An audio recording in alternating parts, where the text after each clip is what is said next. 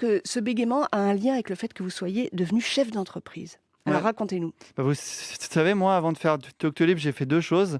J'ai essayé de devenir joueur de tennis. Le parallèle entre sport et entrepreneuriat, je pense qu'il est très fort. Humilité, travail, remise en question.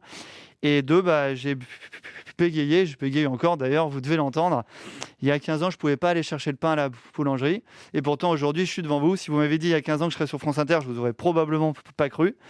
Et en fait, pourquoi ça m'aide ? Parce que ça m'aide à me remettre en question tous les jours, ça m'aide à écouter, ça m'aide à mettre une culture bienveillante dans notre boîte. Je peux vous parler des années de notre service. En fait, ce qui compte, c'est les 1500 collaborateurs de Doctolib et la bienveillance qu'on met. Si vous savez ce que nos collaborateurs font depuis 1 an avec la téléconsultation, les tests, la continuité des soins, les SAMU, les centres Covid, la vaccination, en fait, c'est juste un énorme marathon de travail.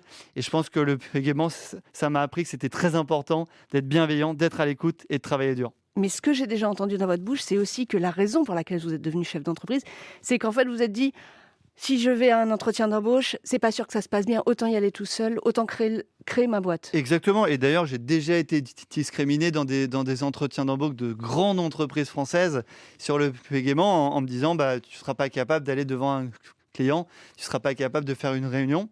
Et donc, voilà, c'est pour ça que j'ai créé mon entreprise en me disant que je pouvais créer une entreprise bienveillante avec une autre culture. Et d'ailleurs, ce bégaiement m'a permis aussi de connaître un peu le système de santé, et notamment la santé mentale, si vous me permettez.